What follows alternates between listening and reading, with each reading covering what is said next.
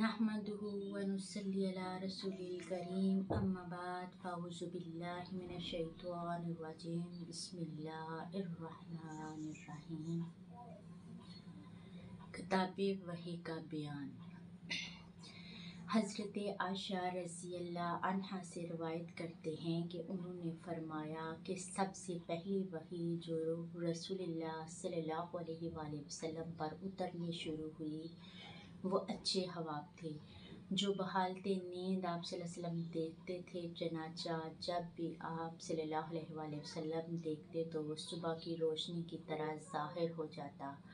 फिर तन्हाई से आप सल्लल्लाहु अलैहि वसल्लम को मोहब्बत होने लगी और गारे हिरा में तन्हा रहने लगे और कबल इसके कि घर वालों के पास आने का शौक़ हो वही तहन्नस किया करते। तहन्नस से मुराद कई रातें इबादत करना और इसके लिए तोशा साथ ले जाते। हज़रत खदीजा रज़ियल्लाहु अन्हा के पास वापस आए, इसी तरह तोशा ले जाते, यहाँ तक कि जब वो गारे हिरा में थे हक आया।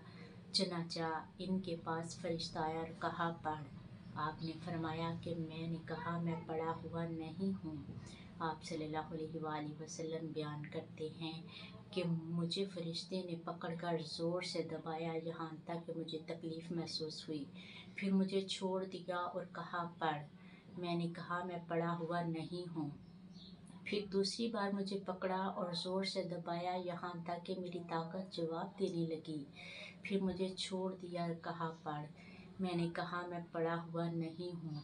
आप सल्लल्लाहु अलैहि वसल्लम फरमाते हैं कि तीसरी बार मुझे ज़ोर से दबाया और छोड़ दिया और कहा पढ़ अपने रब के नाम से जिसने इंसान को जमे हुए खून से पैदा किया।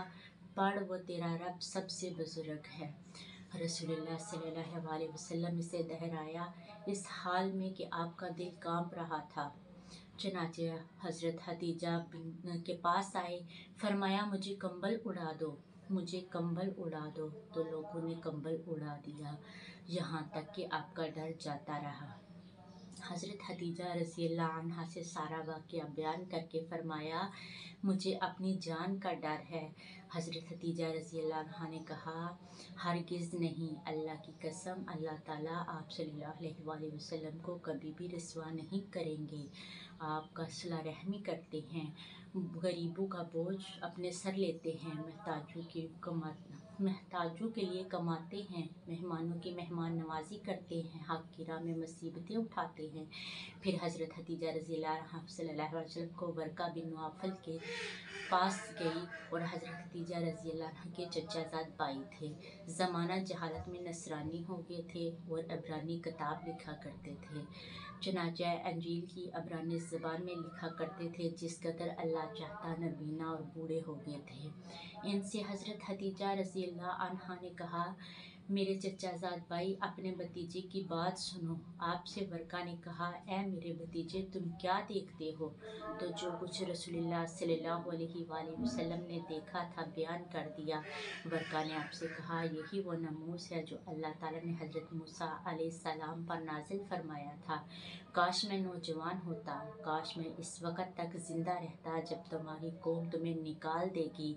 तो रसूलुल्लाह सल्लल्लाहु अलैहि वसल्लम ने फरमाया क्या वो मुझे निकाल देंगे? वर्का ने जवाब दिया हाँ, जो चीज़ तुम लेकर आया है, इस तरह की चीज़ जो भी लेकर आया इससे दुश्मनी की गई। अगर मैं तेरा ज़माना पाऊँ तो मैं तेरी पूरी मदद करूँगा।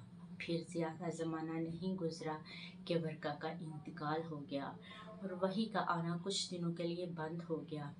इब्न हिशाम ने कहा मुझसे अबू सुलेमा बिन अब्दुर्रहमान ने बयान किया कि हदीस बयान करते थे कि इस हदीस में बयान किया गया कि हज़रत मोहम्मद सल्लल्लाहु अलैहि वसल्लम बयान करते थे कि एक बार मैं जा रहा था तो आसमान से एक आवाज़ सुनी, नज़र उठाकर देखा तो वही फरिश्ता था जो मेरे पास हिरा में आया था।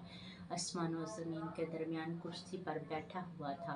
मुझे रैब तारी हो गया और वापस लौटकर मैंने कहा मुझे कंबल उड़ा दो, मुझे कंबल उड़ा दो। तो अल्लाह ताला ने ये आयत नाज़िल फरमाई ए कंबल उड़ाने वाले उठ और लोगों को डरा, अपने रब की बड़ाई बयान कर और अपने कपड़े पाक रख, नापाकी को छोड़ दे। پھر وہی کا سلسلہ گرم ہو گیا اور لگاتار آنے لگی۔ صحیح بخاری حدیث نمبر 3، وما علینا الا البلاغ المبین۔